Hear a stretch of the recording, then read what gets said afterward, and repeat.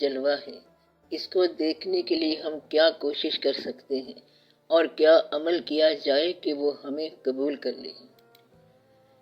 ایک آدمی تھا، اس نے کہیں سے سنا تھا کہ فلاں بستی میں ایک بزرگ رہتے ہیں۔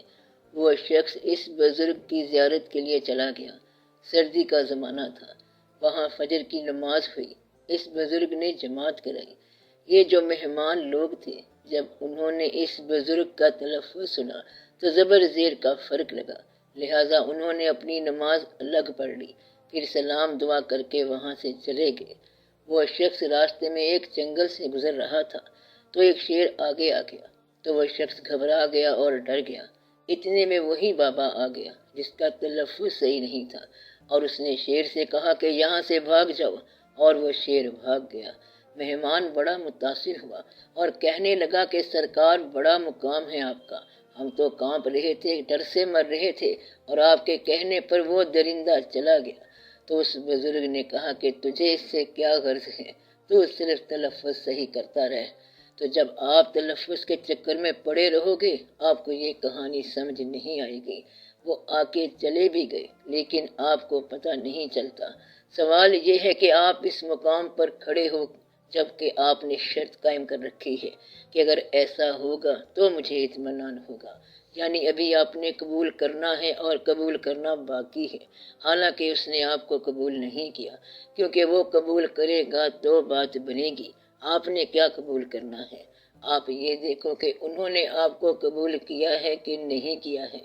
ایک بندے نے سن رکھا تھا کہ لکھنؤ کے جیب کتلے بڑے مشہور ہیں۔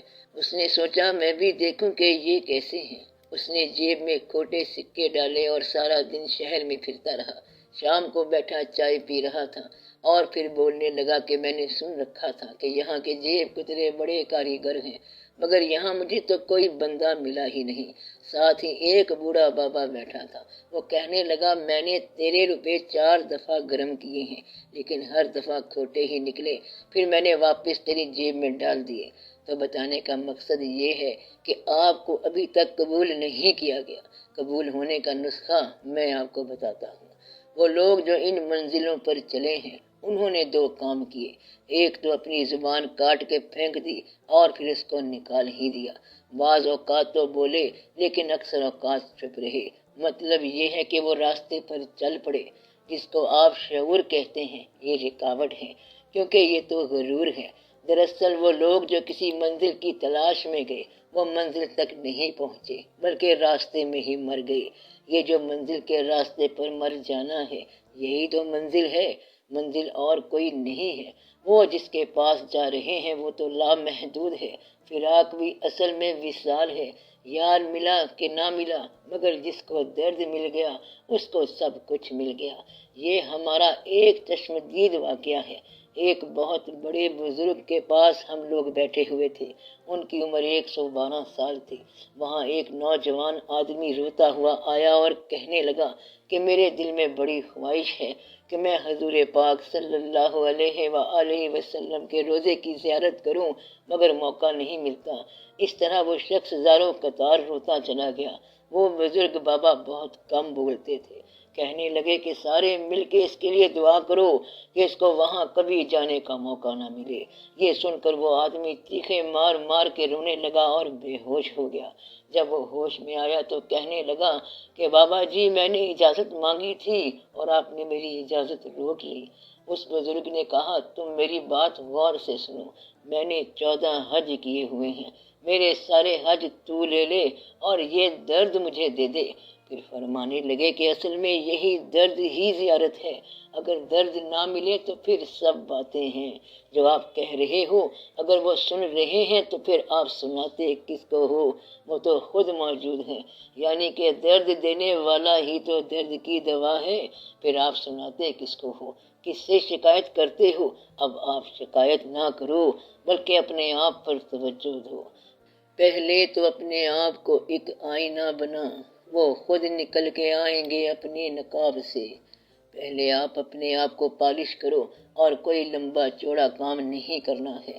جب آئینہ چمک گیا تو اس میں تصویر خود ہی نظر آ جائے گی۔ بس دعا یہ کرو کہ اللہ قبول کرے اور اپنے محبوب پاک صلی اللہ علیہ وآلہ وسلم کی محبت عطا فرمائے اور جلوہ دکھائے۔ وہاں سارے محتاج ہیں، وہاں پر اپنے درد کی فریاد کر کہ تیرے در پر سوالی حاضر ہے۔ اس باری تعالیٰ کے در پر فریاد ہو اور محبوب خدا صلی اللہ علیہ وآلہ وسلم کی محبت کی درخواست ہو اور التجا ہو۔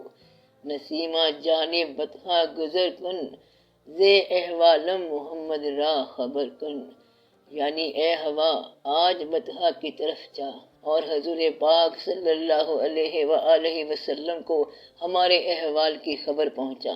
وہاں جا کے بتاؤ کہ یہ حال ہے۔ آپ فریاد کرتے وقت غیروں کو سامعین نہ بناؤ۔ چٹھی لکھی ہے اگر محبوب کو تو اب آپ سناتے کس کو ہو؟ لوگوں کو سنا رہے ہو کہ یہ میں نے خط لکھا ہے؟ یہ تو آپ بڑی غلط بات کر رہے ہو۔ آپ آنسوؤں کی زبان سے فریاد کرو۔ درد زبان سے بیان نہیں ہوتا بلکہ آنسوؤں سے بیان ہوتا ہے۔ کسی آدمی کا باپ اگر اللہ کو پیارا ہو جائے تو یہ غم آنسو بیان کر دیتے ہیں، زبان سے بتانا نہیں پڑتا۔ اگر مجھ سے پوچھو تو میں کہوں گا کہ اس درد کو ابھی سینے میں پلنے دو اور اس درد کے بڑھنے کے لیے دعا کروں گا۔ نالا ہے بلبل شوریدہ تیرا خام ابھی، اپنے سینے میں اسے اور ذرا تھام ابھی۔ تو آپ یہ خام نالا بیان نہ کرو بلکہ اپنے درد کو مزید بیدار کرو، تو پھر بات آگے چلے گی۔ یہ بات ایسی ہے کہ بات خود بخود آگے چلے گی۔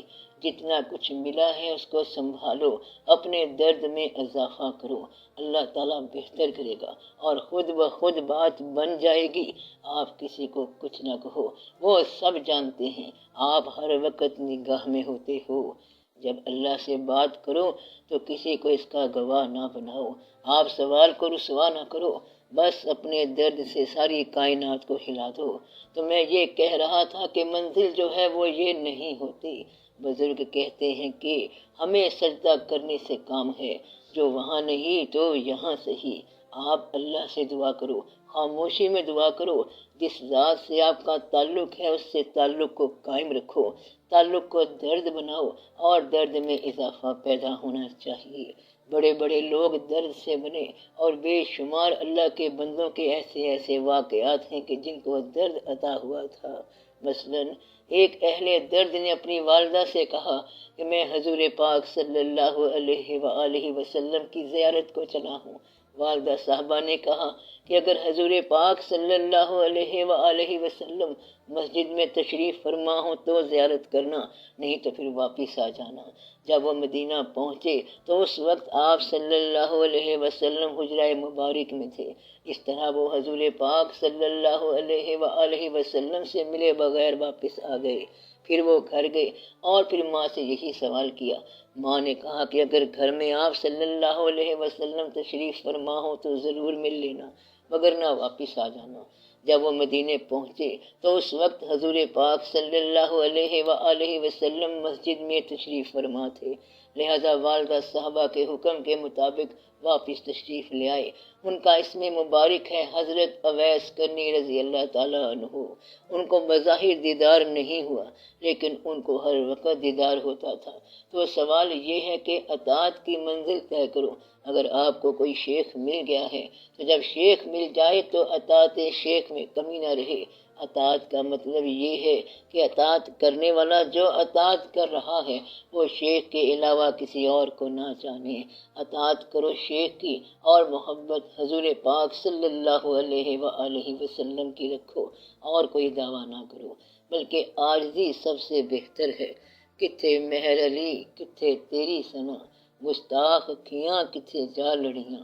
اور پھر فرمایا کہ مہر علی تو کون بیچارہ، سر تے چا کے اے باندھا کھاڑا، پریت لگامی شاہاں نال۔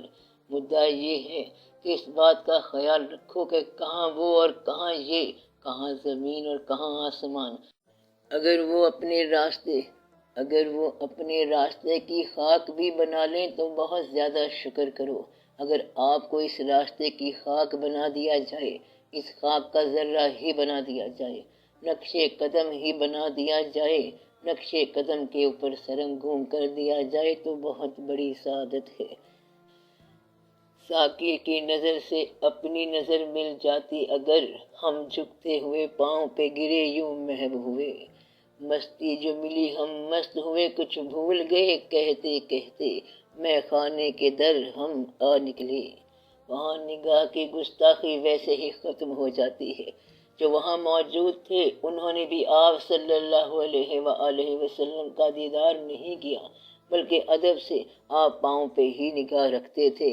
نگاہ سنگ در پہ رہی، نگاہ آپ صلی اللہ علیہ وآلہ وسلم کے قدم مبارک پہ رہی، نگاہ آپ صلی اللہ علیہ وآلہ وسلم کے سنگ آستاں پہ رہی۔ کون ہے جو نگاہ کو نگاہ کے ساتھ ملائے؟ نہیں، ایسا کوئی نہیں ہے جو حضور پاک صلی اللہ علیہ وآلہ وسلم کو دیکھنے کے لیے ان کی نگاہ سے نگاہ ملائے۔ بس آپ یہ بات یاد رکھیں کہ حضور پاک صلی اللہ علیہ وآلہ وسلم کو دیکھنے کے لیے اللہ کی نگاہ چاہیے، اور اللہ کو دیکھنے کے لیے حضور پاک صلی اللہ علیہ وآلہ وسلم کی نگاہ چاہیے۔ مصطفیٰ آنکھ ہو خدا صورت، ہو خدا آنکھ مصطفیٰ چہرہ، صلی اللہ علیہ وآلہ وسلم۔ حضور پاک صلی اللہ علیہ وآلہ وسلم کی آنکھوں میں اللہ کا چہرہ ہے، اور اللہ کی آنکھ میں حضور پاک صلی اللہ علیہ وآلہ وسلم کا چہرہ ہے، اور باقی سب جو ہیں وہ مقام سرنگوں پہ ہیں۔ یعنی آپ صلی اللہ علیہ وآلہ وسلم کا نام آ جائے تو سرنگوں ہو جائے۔ بس آپ گھبرانا نہیں، نہ پریشان ہونا، بے تاب نہ ہونا، اور اناؤنس نہ کرنا، یعنی اعلان نہ کرنا۔ چمن میں لالا دکھاتا پھرتا ہے داغ اپنا کلی کلی کو، یہ جانتا ہے کہ اس دکھاوے سے دل جلوں میں شمار ہوگا۔ آپ کا کام فریاد کرنا تھا اور وہ آپ کر چکے، عشق پر فریاد لازم تھی سو وہ ہو بھی چکی، اب ذرا دل تھام کر فریاد کی تاثیر دیکھ، اب انتظار کرو کیونکہ آپ کی فریاد آگے چلی گئی ہے۔ یہ مقام دل ہے کہ الامان کہ فغاں گئی سوئے لا مکان۔ اب آپ فریاد کی تاثیر کا انتظار کریں اور دعا کے قبول ہونے کا انتظار کریں۔ اللہ کرم فرمائے گا۔ آمین یا رب العالمین۔ تو سب کا بھلا، سب کی خیر۔ جیتے رہو بہن بھائیوں، بیٹے بیٹیوں، فی امان اللہ۔